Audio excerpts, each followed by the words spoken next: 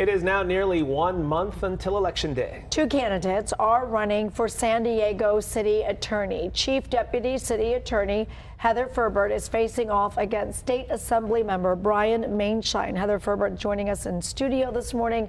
Good morning, and it's so lovely to meet you. Yeah, good morning. Why did you decide to run?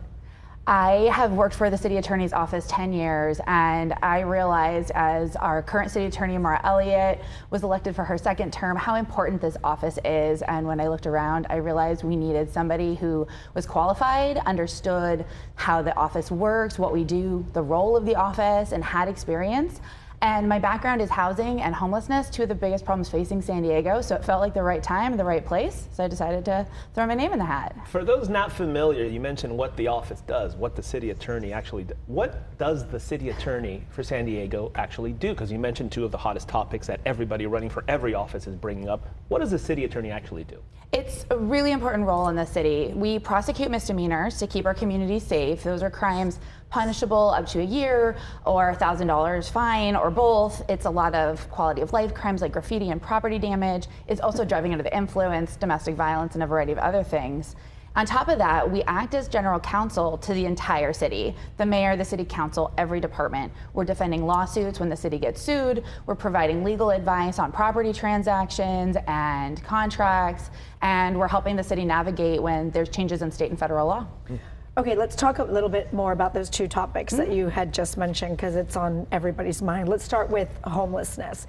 So how would you tackle that issue? I've spent my career working on homelessness. I'm proud to have worked with the city on this topic. I helped open non-congregate shelters to house people. I wrote the unsafe camping ordinance to make sure portions of our, sensitive portions of our community could be safe from encampment fires. And as the next city attorney, I think that one of the key things our office can do is focus on prevention by making sure that housing that exists in our community remains affordable and available. And that's by taking a good look at the laws on the books that require residential properties to remain residential properties. So an example is the city has authorized the building of accessory dwelling units, and we talk about this a lot, I'm sure you do too, and those are supposed to be housing.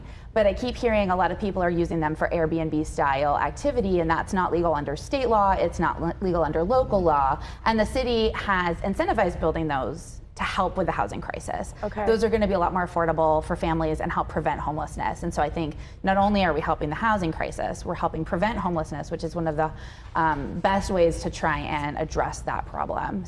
You mentioned crime. You mentioned keeping the people in San Diego safe. How would you work with prosecutors to crack down on criminals? And I wanted to get your take also on what everybody's been talking about. Is Prop 36 is on the ballot, referencing Prop 47 from 10 years ago. Where do you stand on that, and where do you stand on Prop 36 and the changes that says it's going to do?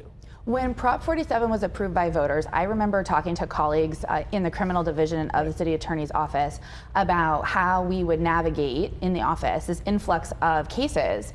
No more resources were given to the city to address that, but there was this influx. And my biggest concern with 36, I will do whatever the voters want, and I support, obviously something needs to change, and I fully support diversion programs, but there's a whole mandate for diversion programs and substance abuse treatment that's not funded.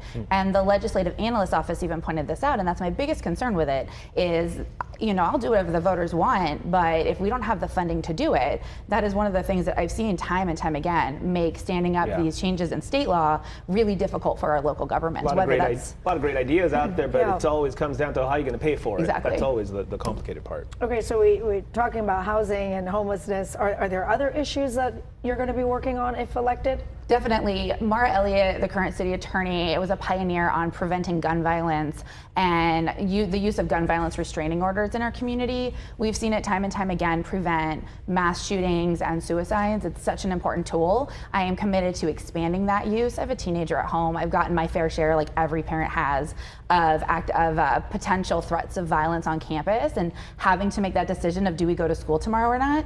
No parent should have to go through that. And so to the extent we can keep spreading the word about these restraining orders to keep the community safe, California is one of the safest states and really has robust red flag laws. So continuing to do that work and continuing to expand the work of the Family Justice Center, Your Safe Place, which is a one-stop shop for survivors of domestic violence, elder abuse, human trafficking, to make sure they get the services they need to help them get back on their feet. Heather Ferbet, running for our city attorney here in San Diego. Thank you for the time. Thank you. We appreciate it.